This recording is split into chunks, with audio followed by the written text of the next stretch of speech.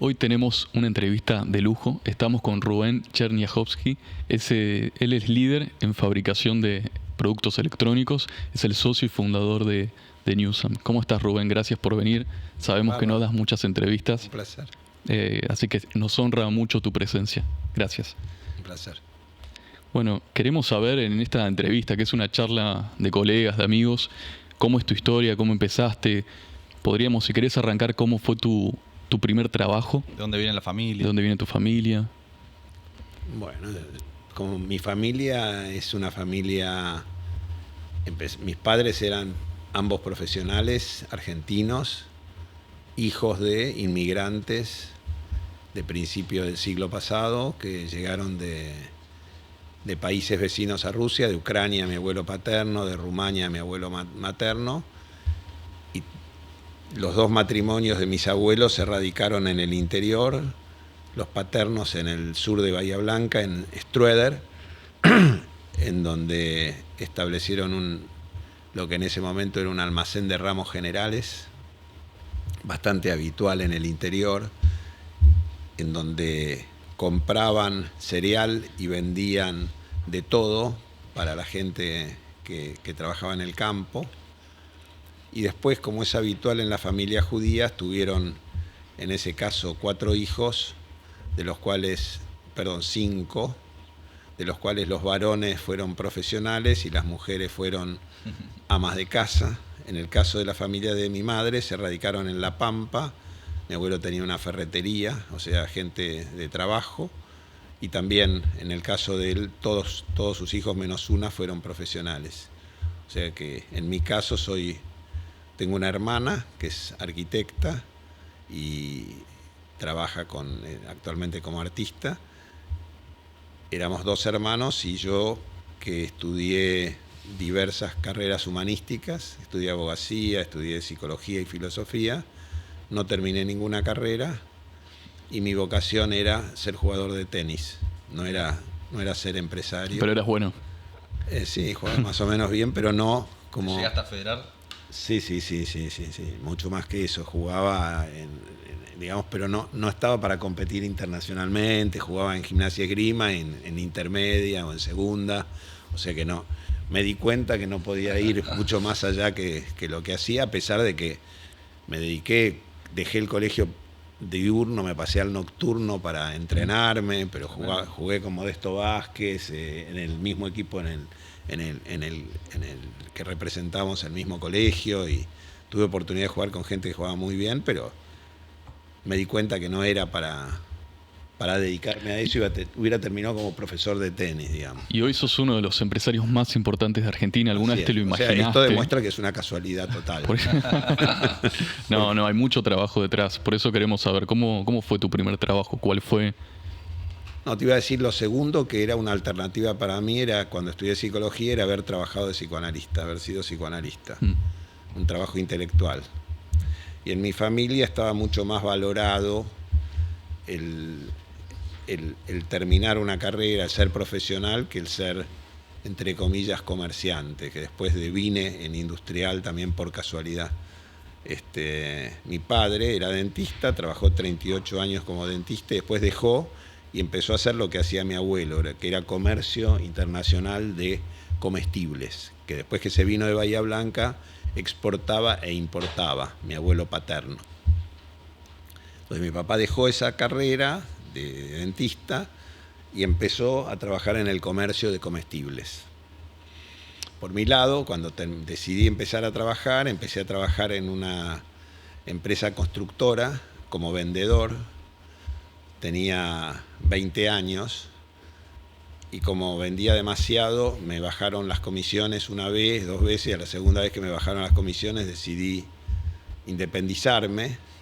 En realidad le pedí a mi padre ir a trabajar con él en su empresa, donde mi padre era minoritario, y me dijo, no, vos tenés que hacer tu camino. Y me apoyó y empecé mi primera empresa, que se llamó Alsina Alimenticios, junto con un socio y mi padre, en la cual cada uno de los 3 invertimos $10.000. 21 años ahí. Sí, 22 tendría. A los 6 meses que empecé esta empresa, mi socio, que era el gerente de ventas de esa empresa, nos fuimos los dos, contrajo cáncer y se murió rápidamente, entonces me quedé solo, porque la mujer de él no estaba preparada para trabajar, y me quedé solo a cargo de ese pequeño establecimiento que importaba alimentos, importábamos palmitos, nueces, almendras y demás. Y mi padre era minoritario de una empresa que hacía lo mismo, mucho más grande. Pero al cabo de 2 años, mi empresa era mayor que la de mi padre. Entonces mi padre dejó su participación minoritaria y vino a trabajar conmigo. Pero para hacer una pregunta, Rubén, vos, o sea, pasaste de estudiar psicología, digamos, filosofía, a los 21 años te pusiste a vender en una empresa constructora, y ahí te diste cuenta que tenías algo especial vos para el comercio, para los negocios. Eso ya me había dado cuenta bastante antes, porque cuando era chico ya hacía cosas como... Siempre me gané un dinero desde que tenía a lo mejor 13 años o 14. ¿Cuál fue la diferencia entre tu empresa, que habías empezado, y la de tu padre? ¿Por qué te fue mejor a vos? Y era más aguerrido, posiblemente más agresivo, ¿no? Siempre manejé bien la parte financiera y empecé a jugar con volúmenes grandes y enseguida generé confianza y me fue bien. No sé, trabajaba, hacía todo yo, digamos. Era una empresa que tenía, primero éramos 2 empleados y yo. Empecé así en un depósito. Y al lado mío había un edificio mucho más importante que era una empresa que se llama Continental Fueguina, Continental, en ese momento después fue Continental Fueguina, que era la representante de Sony. Hoy una de las fábricas que era de Continental es de Newsan, que les ha ido mal, como a tantos otros. Y yo veía a los japoneses que veían con los autos, y a ellos, lo mío era un bolichito, era un kiosco al lado de lo de ellos. Bueno, con el tiempo fui avanzando, nos mudamos de ahí, ya mi padre trabajando conmigo, y empezamos a desarrollar una compañía un poco mayor. Y en ese momento, en paralelo, yo tenía un hermano de mi padre, que se llamaba Elías Cherniajowski, que había sido un ingeniero destacado en la Argentina, había trabajado en varias empresas importantes, en Siam, había trabajado en BGH, y en ese momento había terminado su carrera como funcionario de otras empresas, y habían armado, junto con 2 socios, una compañía que fabricaba los equipos de audio Sansei. Entonces, en ese mismo momento, digamos, se produjo que se abrió la importación. Digamos, yo ya viví la alternativa de se cierra, se abre durante toda mi vida. ¿Qué año era esto? ¿87? Claro, en los 80 y algo, sí. Entonces, en ese momento, era muy, muy íntimo mío, mi tío, era como una especie de segundo padre, con el que me identificaba mucho, porque era una persona, si se quiere, más preparada que mi padre. Le gustaba el jazz, ahí empecé a tomar contacto con el jazz, con la pintura, digamos. Conectabas un poco con otro tipo de desarrollo, en otro plano, donde mi padre era como más sencillo, y cuando se produjo la apertura de las importaciones, él sabía yo de mi capacidad, y yo ya tenía un capital importante, digamos, me fue muy bien desde muy jovencito. Entonces me propuso asociarnos para empezar a importar Sansui, que era una marca que hasta ese momento a ellos no les daba la licencia para fabricar con su marca, era una importante empresa de Japón. Entonces fuimos a Japón, conseguimos la licencia para importar, volvimos y empezamos el desarrollo de una compañía que fue el primer pie que yo puse en la industria electrónica. Empezamos a importar equipos de hi-fi. Ahí cuando se unen nace Newsan. No. Todavía no. Newsan nace mucho después. Pero vos ahí ya cuando te asociaste a tu tío, ¿dejaste tu otra empresa que tenías de importación y comercialización de alimentos? ¿O seguían las dos juntas? No, yo me dediqué a la electrónica y dejé la otra empresa en manos de mi padre y gerentes, y la verdad que no nos fue bien, y tuve que sacar plata de electrónica para tapar los agujeros que se produjeron, y cerré la de comestibles porque dependía mucho de mi propia gestión, y digamos, era mucho más significativo el campo de oportunidad que había en la electrónica, porque no eran commodities. Yo quería buscar una cosa más sofisticada, como es lo que empecé a hacer, digamos, ¿no? ¿Podés contar un poco más en detalle cómo fue ese viaje a Japón? ¿Qué edad tenías vos? ¿En qué año fue? ¿Cómo fue esa negociación con los japoneses? Primero, que para mí, en esa situación, haber ido a Japón resultó una cosa rarísima, que no me pasa eso ahora porque tuve oportunidad de ir muchísimas veces, pero nunca estaba dentro del terreno de mis posibilidades inmediatas pensar en ir a Japón. Entonces, encontré un mundo maravilloso. Japón es un lugar maravilloso para los que no conocen. Un gran contraste, ¿no? Absoluto, de un nivel de desarrollo, de educación, de manera de convivir, de comer, de tratarse, es extraordinario. De hecho, ahora poco tiempo estoy yendo para ahí. ¿Y cómo fue esa negociación? Terminé yendo, debo haber ido yo ahora, no sé, 70 o 100 veces a Japón, o sea que es un lugar, claro, muy familiar. Pero vos tenías nuestra edad en ese entonces, yo tengo 26, los chicos 30 años. No, 30 tendría cuando subiste al avión con tu tío, llegaste a Japón y fueron a la oficina de esta empresa y que vos lideraste la negociación. ¿Cómo fue esa historia? Sí, es más complejo, si querés que te cuente más en detalle. Sí, por favor. Yo en paralelo no dejé la facultad, yo seguía estudiando mientras estaba con mi empresa de comestibles. Seguí estudiando y en ese momento, en la época de los militares, yo militaba en el peronismo. En paralelo tenía una empresa, tenía inquietudes así sociales. Y producto de circunstancias por las que atravesé, con la que era mi pareja y demás, me tuve que ir a Punta del Este, me escapé de la Argentina, me fui, porque tenía miedo que me pasara algo. Y desde el Uruguay fui a Japón, y yo sentía que me estaban buscando, habían ido a averiguar por mí en distintos domicilios. Tremendo. Entonces me fui a Japón y ahí mi padre me llamó un día para decirme que en realidad lo que me estaban buscando era de prefectura, porque yo tenía un barco, me había divorciado y había vivido en distintas casas y ellos sospechaban que como no había contestado, yo de joven tenía ya un barco de cierta importancia y qué sé yo. Bueno, la cuestión que en Japón me enteré que en realidad no pasaba nada y pude empezar a disfrutar de sentir que no me sentía muy perseguido, la gente estaba muy asustada. Pero cuando llegaste a Japón eras muy joven, ¿no te tomaban como pendejo que nos va a negociar? No, eso me pasó siempre. Siempre. Ahora ya no me pasa, lamentablemente. Pero me pasaba así, que iba a un banco y me decían andá, lleva los papeles. Digo, no, yo lo puedo firmar acá.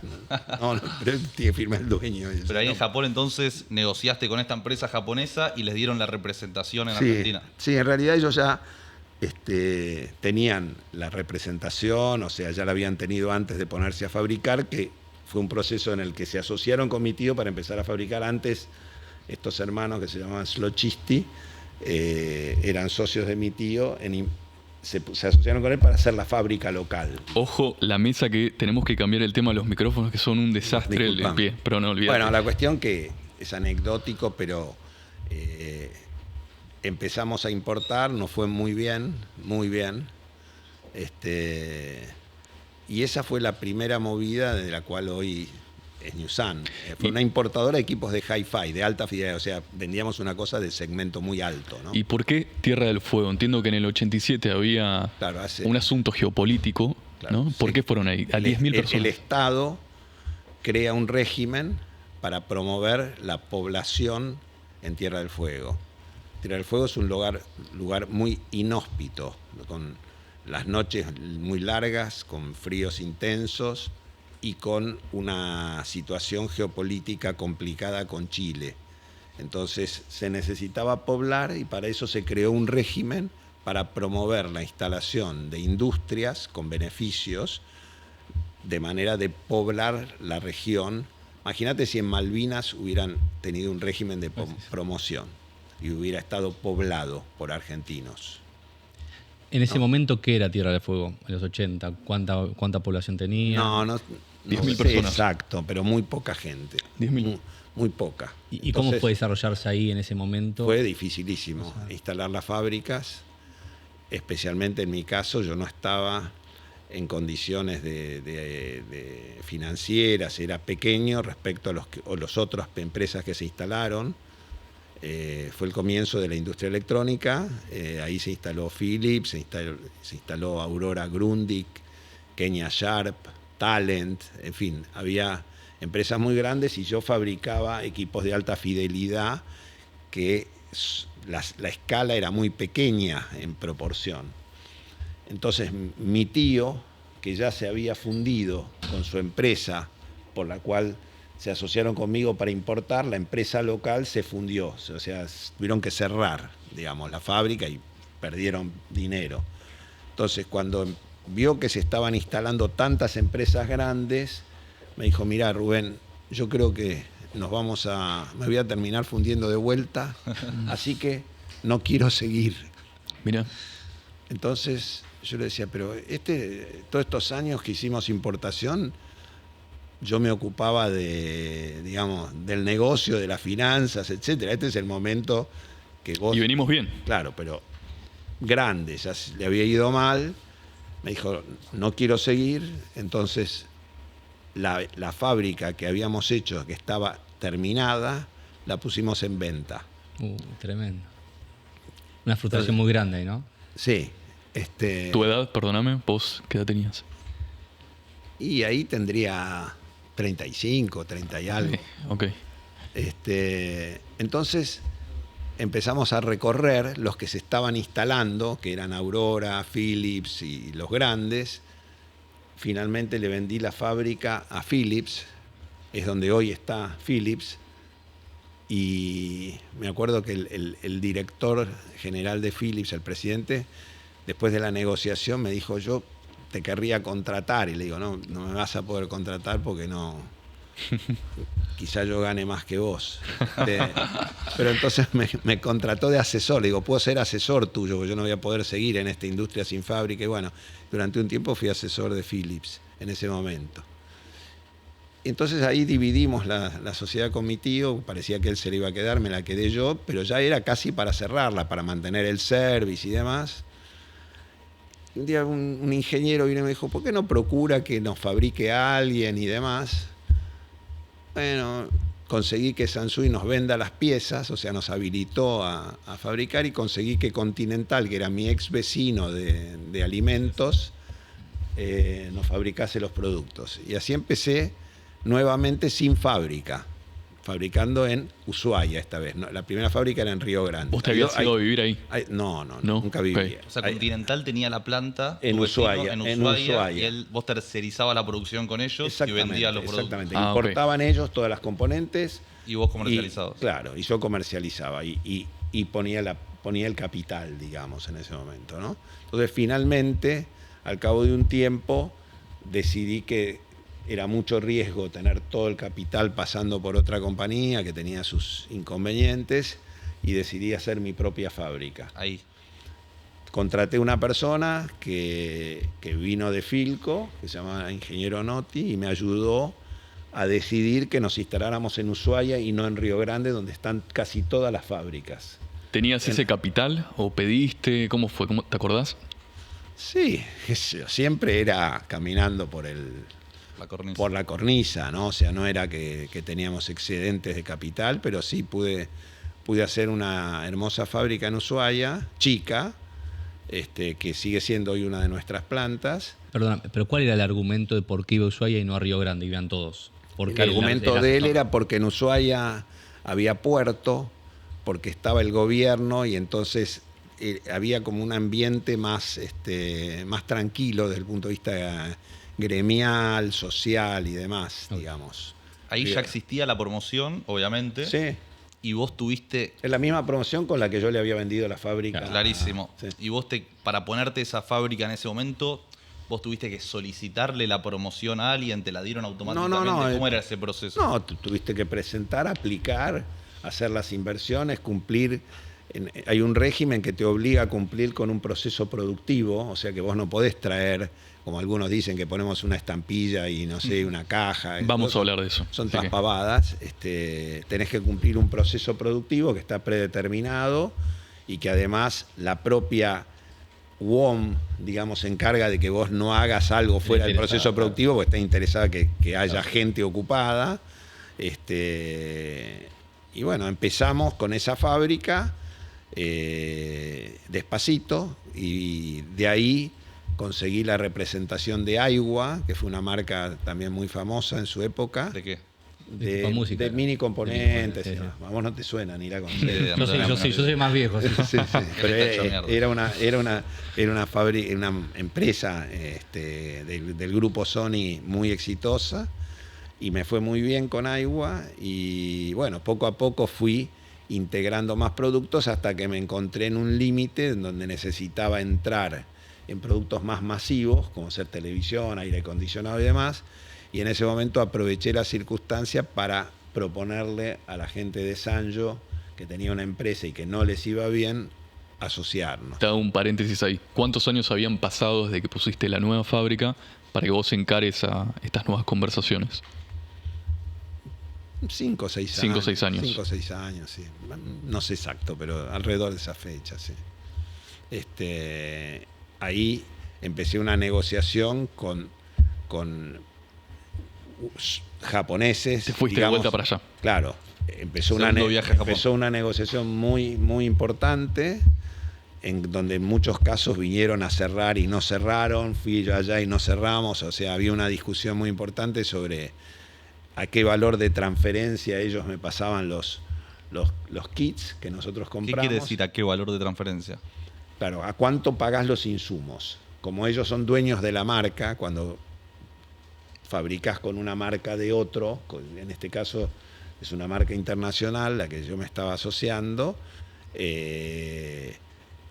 si no tenés dominio sobre cuánto te van a costar los insumos, finalmente tu empresa va a ser muy dependiente de ellos y posiblemente no te vaya tan bien, ¿no? Entonces, esa discusión de precio de transferencia y de cómo se arbitraba cuando ellos se ponían caros fue muy extensa y un aprendizaje enorme. Además, una negociación internacional de esa magnitud yo no había tenido hasta ese momento. Y bueno, terminamos con una asociación en la cual ellos en realidad se querían ir de la Argentina y me decían, nosotros queremos vender, queremos proveer. Y yo dije, no, pero yo quiero tener el 51% y que ustedes tengan el 49%. Acordamos que ellos iban a tener el 45%, pero que yo al cabo de 3 años me obligaba a comprarles se quedaban con el 20%, o sea, el 25% más para que ellos se quedaran con el 20%. Y después de un año de trabajar juntos me dijeron, queremos anular esa cláusula, nos queremos quedar con el 45%, porque nos damos cuenta que la manejaba más o menos bien. Así que finalmente fueron socios con el 45% durante, creo que fueron 23 años de sociedad. ¿Qué era manejar bien la empresa? ¿Qué te diferenciabas vos de otro empresario? Posiblemente el manejo financiero, la posibilidad de entender bien cómo cubrirse de la inestabilidad que nos caracteriza, digamos, ¿no?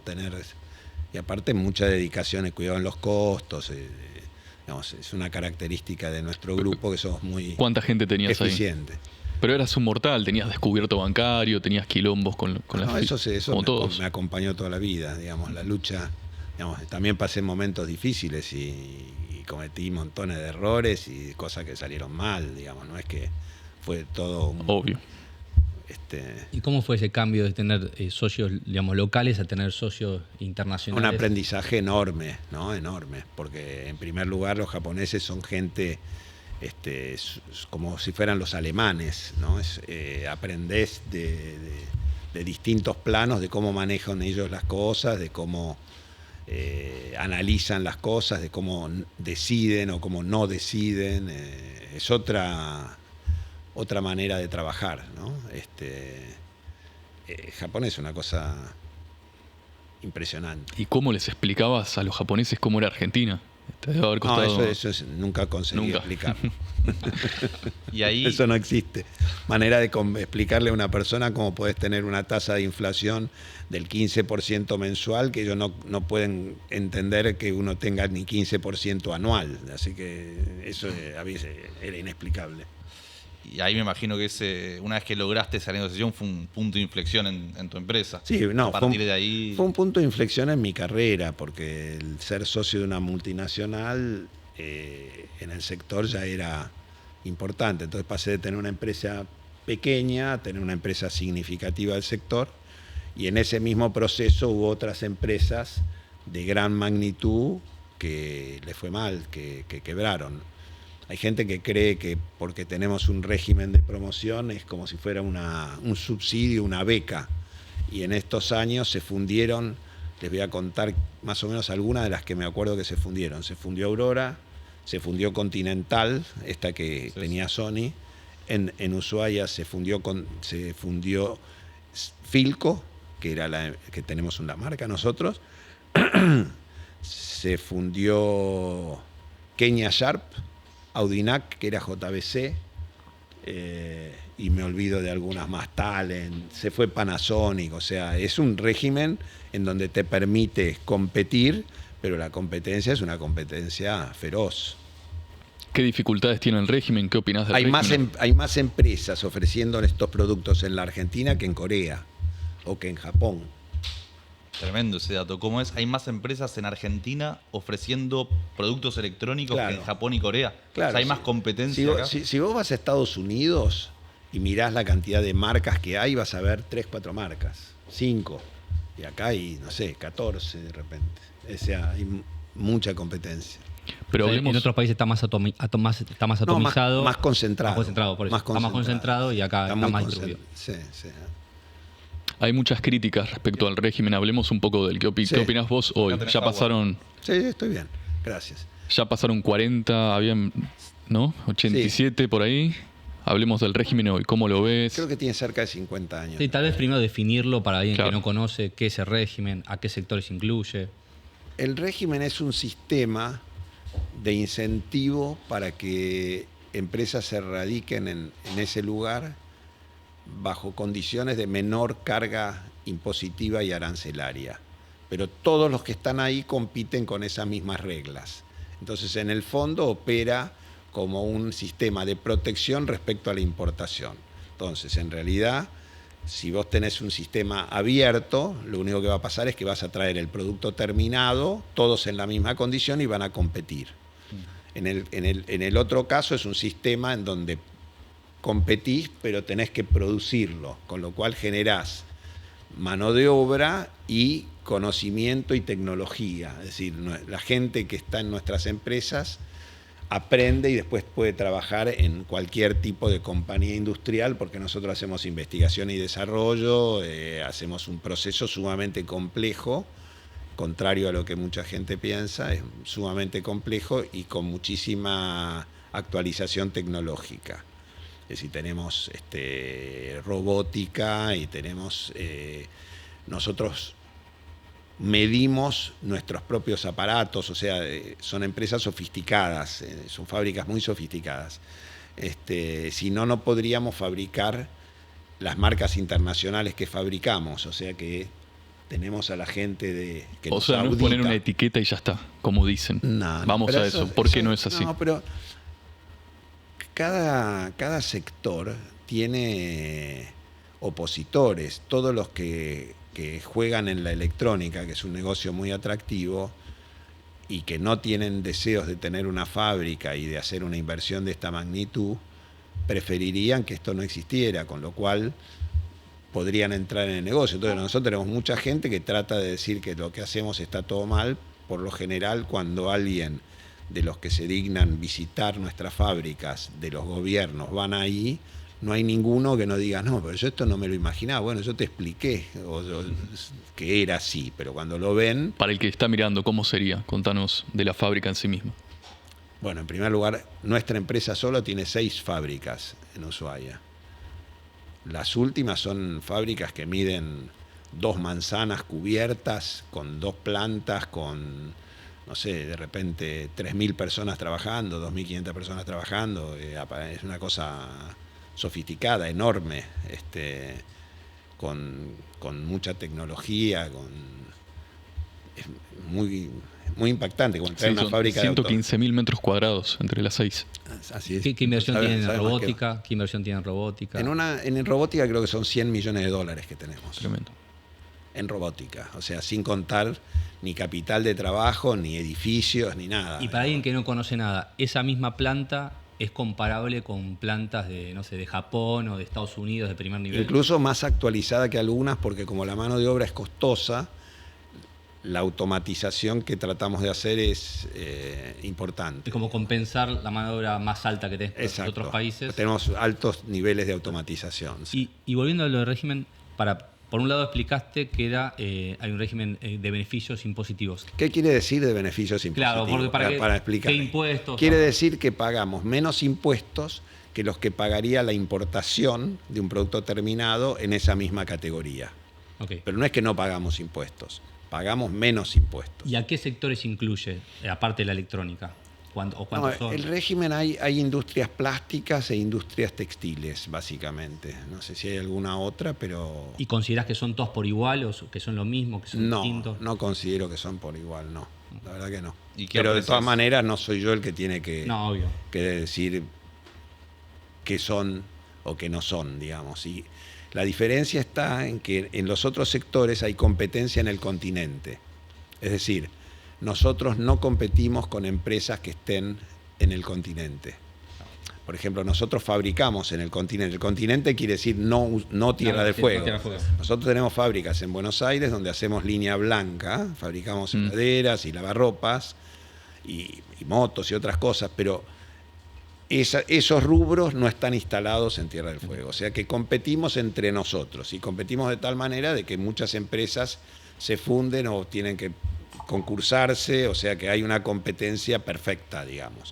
Entonces, nuestro precio está compuesto del valor de los insumos, que es menor al valor del producto terminado, porque si no nosotros estaríamos comprando que ese proceso se haga en otro país, digamos. Entonces, si un producto terminado vale 100, vamos a decir como ejemplo, nosotros los insumos los pagamos 85, 80, 90, depende, ¿no? Cómo compres los insumos.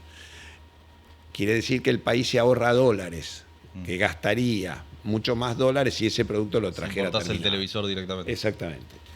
Y no tendría la ocupación que tiene. O sea, no tendríamos la gente que está trabajando ahí. El trabajo. Ha pasado en determinado momento que bajaron los aranceles de las computadoras, por ejemplo, durante el gobierno de Macri, y lo que pasó es que las computadoras pasaron a estar manejadas desde Miami por 3 oficinas, digamos, 0 personal acá y manejo de precio, digamos, automáticamente se pasa un valor dolarizado. Nosotros tenemos, cada vez que hay un cambio, hay como una continuidad de aprovisionamiento, hay una parte que está en pesos, o sea, amortiguamos muchísimo los saltos, porque estamos obligados a seguir produciendo, son producciones que se planifican con mucha anticipación. Cuando se abrieron las importaciones en ese momento que mencionás, viste que se dice mucho que, o sea, bajaron los precios de la computadora, o sea, la gente compró computadoras más baratas. Bajó mucho menos de lo que pensaban, pero bajó a costa de que el Estado dejó de percibir el IVA y los aranceles. O sea, que cuando vos comparabas, decías, son caros, pero para que pasase a la importación, dejó de recaudar. Entonces, cuando comparás Tierra del Fuego y decís el costo fiscal que tiene, lo comparás con un número que si pagaran todos esos impuestos en la importación, el producto sería más caro que el nuestro. El componente impositivo de nuestros productos es aún así muy alto. Ahí quiero llegar. Porque cuando lo vendés a un comerciante en la Argentina, ese comerciante tiene que marcar, le cuesta 100, tiene que marcar aproximadamente con 40 o 50% de abajo para arriba. Y después le queda 3% o 2% de margen con ese markup, por la cantidad de impuestos en cascada que paga. Entonces, cuando comparan con otros países y demás, estamos comparando peras con manzanas. Lo que pasa es que cuando llega el problema del técnico, que por qué no lo destruye el régimen, porque cuando le mostrás todos los números y entiende los números, automáticamente comprende cosas que para cualquiera son incomprensibles. El día que bajen todo el gasto público como nos proponemos, que seamos eficientes y que las cargas laborales sean menores y los juicios laborales, que lleguemos a ese Nueva Argentina, los precios todos van a bajar. O sea, el tema, el porqué de que los productos electrónicos son más caros en Argentina no es porque se producen en Tierra del Fuego, sino por la cadena de impuestos. No, si vos hoy, la importación está abierta. no está cerrada. Vos podés importar un televisor. El tema son los aranceles, según lo que... Claro, pero si pagás todos esos aranceles, esos impuestos, no vas a poder competir con nosotros. Nosotros también pagamos impuestos internos, tenemos un montón de impuestos que sí pagamos. Y después el comerciante paga IVA. Entonces, al final, el componente de impuestos dentro de un producto es lo mismo que el combustible o que el resto, digamos. No es... Claro, pero alguien que lo ve de afuera va a decir, bueno, yo soy consumidor y quiero pagar el producto lo más barato posible. Me importa 3 carajos la cantidad de gente que... Para lograr que todos los productos sean más baratos, lo que tenés que hacer es tener un sistema de recaudación que con mucho menos recaudación puedas cobrar menos impuestos y con esos menos impuestos puedas bajar los precios. Pero sin eso es imposible de hacer. Un auto es lo mismo. ¿Cuánto cuesta un auto en la Argentina? Sustancialmente más caro que lo que cuesta en Estados Unidos. Bueno, porque la carga de impuestos que tiene y la escala que tiene la industria, digo un auto como te puede decir una cacerola o lo que sea. Digamos. De un producto tuyo, ¿cuánto? La relación nuestra es mucho más baja que si vos agarrás lo que quieras. Es más baja porque tenemos menos carga impositiva, pero si vos lo comparás con otro país. No, con otros productos.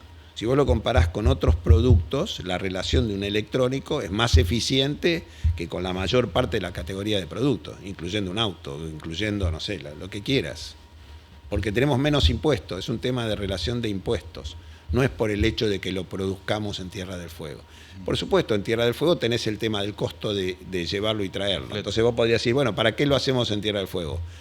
Porque ya estamos en Tierra del Fuego, porque le sirve al país tener gente en Tierra del Fuego y esa provincia vive en gran parte de lo que recauda de nosotros, también de impuestos, que pagamos impuestos provinciales. Y además, toda esa gente consume, vive ahí y es un sistema que funciona. Ahora estamos además contribuyendo con un nuevo impuesto, pero que genera un cambio, apunta a un cambio de la matriz productiva y estamos invirtiendo en desarrollos alternativos para que además de la industria electrónica se desarrollen otras actividades. Nosotros en particular estamos invirtiendo en la pesca y en la acuicultura. Ahí hubo un tema con una ley que no salió, con las salmoneras. Sí, estamos peleando para que nos dejen hacer salmón, porque creemos que se puede hacer salmón cuidando el medio ambiente, como 100%. Se hace en todo el mundo, y bueno, en ese momento la gente, digamos, con criterios de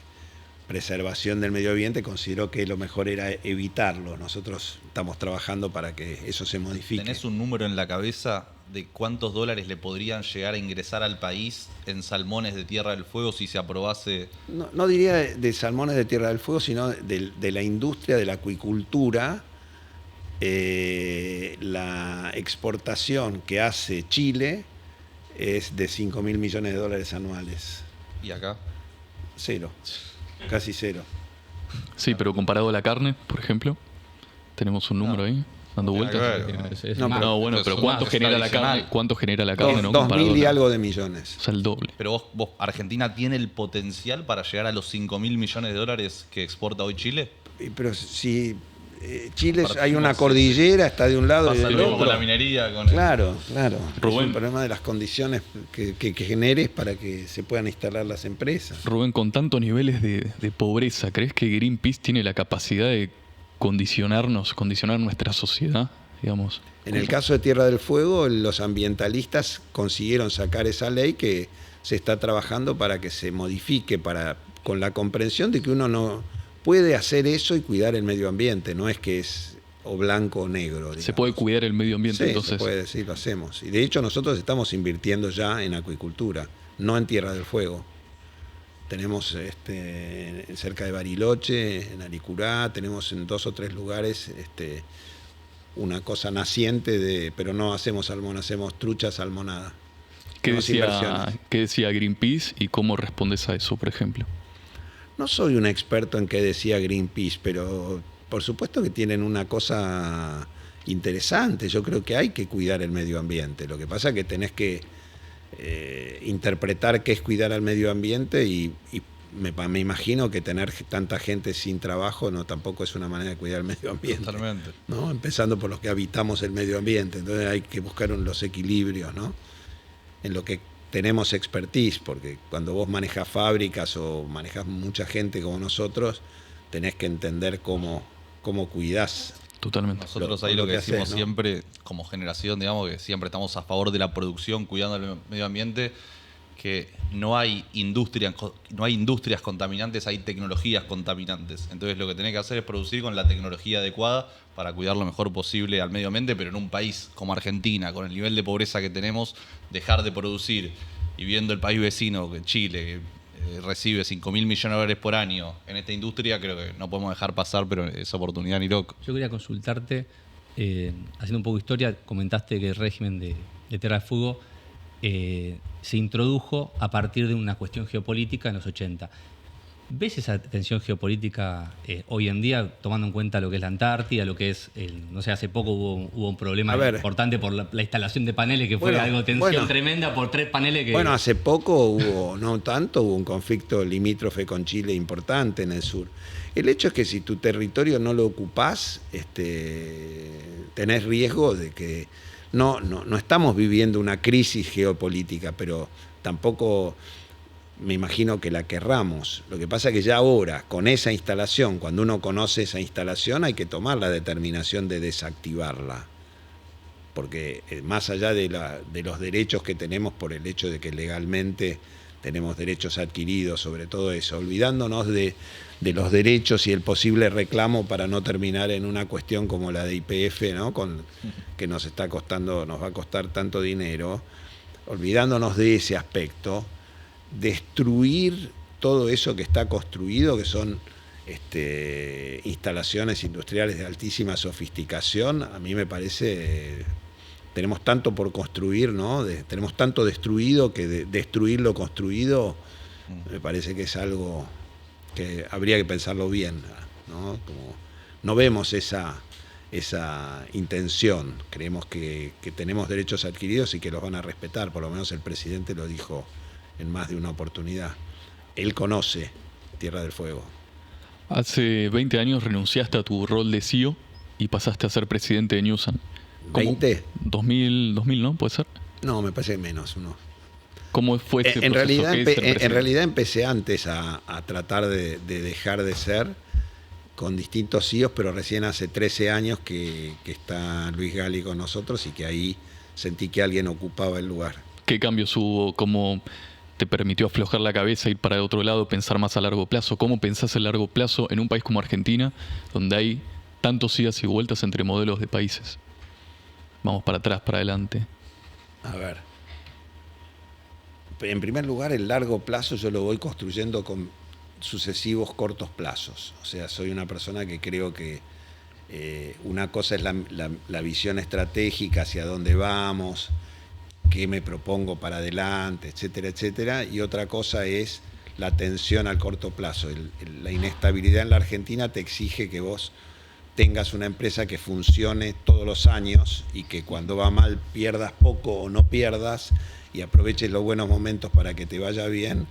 Y en ese concepto de sucesivos cortos plazos creo que he sabido manejarlo bien. Y en paralelo he conseguido salir de la exclusividad de la industria electrónica para tener un sector exportador que hace pesca y una serie de productos. Somos el segundo exportador de miel, que mucha gente no conoce, exportamos harina de maní, hacemos diversas otras especialidades, si bien lo central es la pesca, lo principal, sí. Pero ahí con socios he conseguido un sector que maneja alrededor de 300 millones de dólares de facturación. Apoyás en varias patas, digamos. Esa es la clave. Sí, no sé si es la clave, la verdad que no. Si me preguntás, lo que hemos hecho nosotros es tratar de hacer las cosas bien, hemos ido creciendo, cada vez fui agregando productos, agregué esta área de exportación, intenté en algún momento junto con otros colegas entrar en minería y no nos fue bien. Tengo muchas experiencias para que te podría contar de cosas que fracasaron. ¿Cuánto exporta hoy Newsan Foods? 300 millones. ¿Puedes contar la historia? Porque también, viste, hay mucha... Contar la voz en primera mano la historia de cómo surgió Newsan Foods, si era el momento de las de High, que vos tenías que importar insumos, entonces te pidieron que exporte. ¿Cómo fue esa historia? Bueno, había una situación en la cual en ese momento Moreno, que era el secretario de Comercio, decía, si vos no exportás, no importás. La mayor parte de los importadores le compraban las exportaciones a exportadores, o sea, hacían un pase que pasaba por la empresa y pagaban al estilo argentino, le encontraban una vueltita y pagaban entre 5 y 10% por ese derecho a exportar, o sea que generó como una especie de devaluación encubierta, o sea que el exportador cobraba un poco más y la exportación la hacía el que necesitaba las divisas, y yo decidí, en lugar de hacer eso, construir una empresa de verdad exportadora, y empecé con eso, me asocié con la familia Glickman, que eran pequeños exportadores a quienes yo conocía, y pasamos de lo que ellos exportaban, $20 millones anuales, a 250 y después a 300 millones de dólares. Pero para que la gente tome dimensión, el grupo es uno de los mayores importadores de Argentina, pero también de exportadores, porque tenés que tener una balanza comercial equilibrada, ¿no? Y la idea es crecer mucho por el lado de la exportación. Claro. Pero para vos, en ese momento que te juntaste con Moreno personalmente y tipo, le planteaste el esquema, che, escuchá, sé que digamos, me importa un montón de insumos, tengo este plan, voy a empezar a... O sea, ¿vos te juntaste con él y lo hablaste con él personalmente? Sí. Está bien. Sí. Sí. Tremendo. O sea, volviste a los orígenes, que eran los alimentos. Sí, que pero antes importaba y ahora estabas exportando. Sí, mi viejo también exportaba, pero esto está concentrado en exportación. Sí. Nos quedan las últimas, ¿eh? Es ¿Sabéis? pura exportación. ¿Las últimas? Las últimas preguntas, así, igual nada. Hablemos un poquito de presente, ¿querés? ¿Cómo estás hoy con el rumbo? ¿Cómo está el sector? Nosotros ahora estamos en un momento complejísimo, porque por un lado estamos administrando la caída de ventas, tratando de impactar lo menos posible en el personal. Vos imaginate que en total, incluyendo las plantas que trabajan para nosotros en el procesamiento de los productos de la pesca y demás, el año pasado llegamos a tener 10.000 personas, o sea, son números muy grandes de personal y con todas las dificultades que eso representa en todo sentido, así que tratamos de tener el mejor comportamiento social y no tratar de responder de manera impulsiva y agresiva. Tratamos de administrar esta situación de la mejor manera posible y al mismo tiempo de no perder, de tratar de ver si podemos dar un resultado equilibrado, cosa que estamos logrando, y en paralelo viendo esta crisis como siempre como una oportunidad, y estamos próximos a avanzar en consumo masivo. Vamos a generar una división de consumo masivo, en donde empezaremos a competir desde una cifra más pequeña a... ¿En qué rubro? Generando No. cuidado personal, digamos, varias cosas distintas de consumo masivo, digamos. Pero es el primer paso que vamos a dar para un proyecto de desarrollo y participar. Digamos, es como si fuera un nuevo hito, ¿no? Como cuando empecé con la exportación o cuando empecé con la minería en su momento, y es un nuevo paso del grupo. Si se puede saber, ¿van a adquirir una empresa ya existente y van a comercializar sus productos como fue en su momento Sanyo? Sí, vamos a hacer una asociación, digamos, con una empresa existente. Sí. ¿Y por qué ves eso como una oportunidad en la Argentina, meterte en el sector del consumo masivo? O sea, cuando decís siempre a través de las crisis trato de sacar oportunidades, ¿por qué esto sería una oportunidad? No, porque creo que tenemos capacidades en el grupo de generar, digamos, tenemos muy buena formación de gente, y creo que es una manera de darles más desarrollo y más oportunidades. Estamos haciendo al mismo tiempo un desembarco en la región. La empresa se está regionalizando, tenemos oficinas en distintos países de Latinoamérica, nosotros tenemos oficinas en China, es un grupo grande, entonces le tenés que ir dando crecimiento a todos los cuadros que vas formando, y creemos que además entrar en consumo masivo te brinda la oportunidad de un desarrollo. En lo que hacemos nosotros no vendemos televisores, vendemos colchones vendemos motocicletas, vendemos los paisanos como yo, o sea que soy nieto de inmigrantes judíos. Hay una profesión que se llama Cuentenich en Yiddish, que es un tipo que va, toca a domicilio y vende de todo. Entonces yo digo que en el fondo yo soy como mi abuelo, solamente que lo hago en un poco más de escala. Buenísimo. Pero tratamos de tener un sistema de distribución eficiente, moderno. Generamos muy buenos acuerdos con los clientes, somos muy serios, tenemos muy buen respaldo financiero y nos da para expandir nuestras capacidades a otros rubros. O sea que en este contexto tu respuesta es: vamos a seguir apostando, vamos para adelante. Eso hago desde siempre. Sí. Pero ¿cómo se prepara una empresa como Newsan? Estamos ante un cambio, digamos, totalmente radical en la Argentina, de un momento al otro, donde entiendo yo que vamos hacia un país muchísimo más abierto. Y bueno, ¿Cómo justamente esto que voy a hacer se corresponde con eso. Van a ser muchísimos productos importados y hacer más accesible a la gente esos productos, digamos.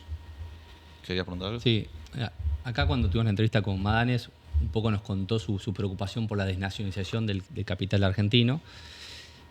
¿Compartís esa preocupación? ¿Qué ves que está pasando en el mundo donde de alguna manera hay países, que Estados Unidos, Brasil, donde o en China, donde se reivindica la industria, ¿no? O sea, es como que está de moda, pero a veces acá se cuestiona eso. ¿Cuál es tu mirada al respecto? Lo que pasa es que en la sociedad argentina el éxito está mirado críticamente, porque está muy asociado a prácticas insanas, ¿no? Que son bastante características de este país. Nosotros no tenemos una gran ni casi nula participación en negocios con el Estado. Y, digamos, yo he sufrido en carne propia, lo sufro cuando escucho a veces comentarios en algunos programas que hacen respecto a lo que yo hago, y estás como si lo asociasen a prácticas incorrectas que no forman parte de mi ideario, digamos, ¿no? Entonces hay un desaliento para mucha gente a tomar los riesgos que importa estar en un país con la inestabilidad que tiene Bueno, eso mismo es una oportunidad. Entonces hay que ver si uno se coloca del lado del que voy a aprovechar esta oportunidad, lo voy a hacer mejor y voy a ver cómo hago para navegar en este océano, porque cuando uno quiere navegar en el océano de la economía americana tenés que estar preparado para otro nivel de competencia. Yo creo que acá las capacidades que nosotros tenemos son diferenciales y entonces, bueno, claramente, mis hijos están para invertir acá, para seguir acá, y es una cosa conversada con mi familia, ¿no? Ya por una cuestión etaria, ¿no? Creemos que no solamente hacemos eso, hacemos varias cosas aparte de la actividad empresaria, ¿no? Habías mencionado que la política debería ir a conocer tu planta. ¿Lo crees necesario también hoy? ¿Te gustaría con Milei? No, es así, pero la conocen, o sea, la conocen. Lo que pasa es que hay gente que tiene una ideología que cree que eso no sirve y que yo lo respeto, creo que están equivocados, porque me parece que está bueno defenderlo y lo defiendo, digamos. Y además, como te decía antes, tenemos una ley que extendió el régimen y por eso estamos invertidos como estamos, ¿no?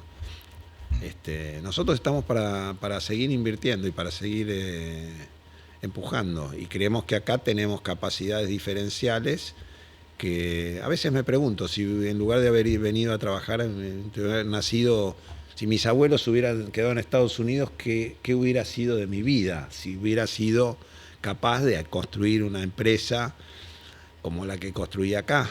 Y bueno, la verdad que no lo sé, ¿viste? Es una pregunta sin respuesta, pero yo estoy muy satisfecho con lo que me permitió este país construir. Nunca soñé con haber tenido oportunidad de hacer lo que hice, ¿no? Y intervenir de la manera que intervengo en la sociedad. En la sociedad, sí. Sí. Yo de mi parte, Rubén, primero que nada, recontra agradecerte. Creo que es muy valioso poder escucharte, que la sociedad conozca tu historia, así que nada, agradecidísimos con eso. Y en mi caso, las últimas dos que te quería hacer es, para vos, ¿cuál es el modelo de país hacia donde debería ir, digamos, un país con el tamaño que tiene Argentina? ¿Hacia dónde crees que tiene que apuntar el país, el modelo de desarrollo que crees que tiene que ir la Argentina? ¿Y hacia dónde crees que vamos con esta nueva gestión y cómo vas viendo las cosas en ese sentido, más allá de tu sector? No, bueno, en primer lugar, yo pienso que la sociedad argentina, por sus características, necesita tener una industria. Porque a diferencia de otros países vecinos y demás, el tipo de población y la cantidad de población que nosotros tenemos no es susceptible de ser ocupada con servicios. Entonces, sí o sí tenés que tener industria. Podrás elegir qué industria querés tener, ¿no es cierto? Y dentro de esa elección tratar de que esa industria sea eficiente, en la cual nosotros nos sentimos capaces de ser industria eficiente. Estamos en la industria pesquera y competimos con muchísimos más impuestos que los que tienen otros países, y hay funcionarios que creen que en realidad nos están regalando porque pagamos poco de una tasa. Entonces hay una incomprensión de la problemática total. Creo que es necesaria la industria, pero al mismo tiempo también creo que es necesaria la competencia. Es decir, creo que en la medida en que vayas acomodando los impuestos y que acomodes las leyes laborales y que acomodes el Estado, el tamaño del Estado, tenemos que construir un país más normal. Seguramente ahora parecería ser como que uno lo ve en un extremo, que va a desaparecer la industria local, que Milei va a ser un industricidio, cosa que yo no creo que sea su ideario. Creo que tenés que tirar mucho hacia ese lado para quizá el péndulo quede en la mitad, ¿no es cierto? Perfecto. Pero yo tengo confianza que va a andar bien, que vamos a conseguir un país más normal. Creo que tenemos las capacidades y que obviamente es un esfuerzo enorme porque llegamos a un lugar que impensable, ¿no?, para un país como nosotros. Uh-huh. No sé si fui claro con lo que... Clarísimo. ¿Y cuáles son los vectores de desarrollo que ves para los próximos años para Argentina? Bueno, obviamente energía es un vector significativo, tenemos un montón de capacidades, minería es otro. Digamos, por todos lados tenemos capacidades. Lo que el país tiene las capacidades, lo que tenemos que desarrollar son las capacidades de los habitantes de este país. Si los japoneses hubieran estado acá, esto sería tenemos que preguntarnos por qué llegamos a esto, por qué este país llegó a la condición que tiene, que es una condición pésima, digamos. Entonces, creo que la responsabilidad es nuestra, de los dirigentes, de los empresarios. Bueno, tenemos que hacer una reconvención, por eso la gente votó este cambio. Ahora veremos hasta dónde nos lleva y cómo encontramos un equilibrio entre los extremos, y creo que finalmente se va a encontrar. Por lo menos yo apuesto a eso, porque si no va a ser un país para muy pocos, digamos, y me imagino que después se va a encontrar el punto medio, digamos, ¿no? Pero que por ahora lo que tenemos que ver es cómo se consigue el equilibrio fiscal. Yo creo que hay ciertas cosas, por más que uno no sea de derecha o no sea liberal o libertario, etcétera, tenemos que entender que tenemos que todos contribuir a normalizar nuestras relaciones, a lograr que nuestros bonos funcionen en el mundo de manera que se pueda uno tomar deuda para invertir. Es decir, el sistema, digamos, como estaba, no daba para más, digamos, ya quedó demostrado, y eso es lo que la ciudadanía eligió. Entonces, bueno, me parece que ahora hay un proceso que seguramente va a ir haciendo que entendamos que tenemos que tener empresas que funcionen, que no las podemos subsidiar y que no las podemos, ¿entendés? Sí, de alguna manera que surjan políticas de si Estado. Hay persona que no viene de un pensamiento de derecha, soy yo, digamos, pero sin embargo creo que como nosotros veníamos, no resistía más. Hay un ajuste, hay que equilibrar los precios de la energía y después que se logre eso, me imagino que se va a elegir los sectores industriales en los cuales vamos a tratar de poner las mejores capacidades para poder exportar y ser un país en el mundo. Yo, ahora sí, la última es más de color, porque la verdad que creo que nos genera a todos intriga. No te vamos a preguntar qué edad tenés, estás impecable. No, tengo 76 años. 76 años. Mejor que nosotros dos, seguro. Parecés más joven que Pedro. Sí, pero ¿todavía te sigue picando el bichito ese de cuando fuiste a Japón por primera vez, de querer seguir invirtiendo, de querer, digamos, no te cansaste, seguís, digamos, en el día a día? Es como que parece como que vas por más y es impresionante la energía que tenés. Sí, la verdad que sí. La verdad que sí. Hay cuestiones genéticas, ¿no? Mi madre era un poco así, pero además ideológicas. Yo creo que si yo me podría haber retirado muy joven, digamos, desde hace muchos años, y el trabajar y el desarrollar y demás supone algo más que la cuestión dineraria, supone cuestiones de desarrollo intelectual, de creatividad, de energía, etcétera, y para mí es parte de tener una buena vida. Nosotros aparte hacemos otras cosas, nos dedicamos al arte, tenemos una colección de arte importante, tengo una hija que es curadora con la que trabajo, tengo otra hija que es diseñadora de ropa y tiene una empresa importante de ropa de mujer que se llama María Cher, es conocida. Me gustaría que venga, ¿eh? Tengo otro hijo que es arquitecto y tiene una empresa de sustentabilidad, de reciclado de materiales, y tengo un hijo menor que es el que está cerca mío haciendo sus esfuerzos para ver si puede en el futuro ocuparse de esto. Entonces, para mí, ese ejemplo para mis hijos de seguir y empujar y dar trabajo y mantener el trabajo y no vender la empresa y que no es toda una cuestión dineraria, forma parte del legado, ¿no? Rubén, yo quiero cerrar con la última, con algo que nos gusta hacer, que es una autocrítica. ¿Tenés una autocrítica como empresario y una autocrítica que veas para la dirigencia empresarial / industrial? ¿Y qué te gustaría que cambie la nueva generación, no? Una autocrítica como empresario, decís vos. Sí, y como dirigentes industriales. Y como empresario me gustaría haber cometido muchísimo menos errores. Cometí bastantes errores de diagnóstico y me metí en muchos negocios. Tuve algunas personas con las que no debería haber tenido ninguna relación en mi historia, gente no buena, digamos, que me afectaron. Como dice Warren Buffett, uno tiene que hacer negocios solamente con gente buena. ¿Pero no es parte del aprendizaje eso? Sí, bueno, por eso me estás diciendo una autocrítica. Sí. Esa es una Pero digo, viste que a veces crítica. haber evitado eso capaz no te hubiese posicionado en un rol de... No, son temas accesorios, pero que me significaron pérdida de energía, pérdida de tiempo. Yo no, como empresario no me cuestiono, no me critico mucho, al revés, la verdad que creo que fui un tipo muy exitoso, estoy muy agradecido de lo que me pasó, a veces no puedo creer lo que pude construir. Sin dudas. Sí, tenemos negocios internacionales, hay muchas cosas que yo ni conté, entonces eso me hace sentir bien. Quizá como empresario, hubiera querido hoy haber empujado más a mis hijos a que se dedicaran a los negocios, porque ahora el problema es quién sigue con todo esto. Y yo en realidad los eduqué como para que cada uno elija, ¿no? En libertad, ¿no? Y ahora, pero ahora, ¿y ahora qué hacemos con todo esto?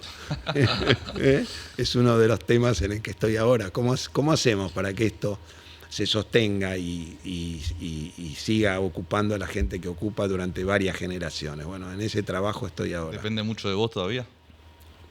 Y sí, todavía la cuestión estratégica y de control en gran escala está a cargo mío, sí. ¿Y la dirigencia industrial? Sacando en lo personal, ¿no? ¿Qué autocrítica haces para nuestro sector?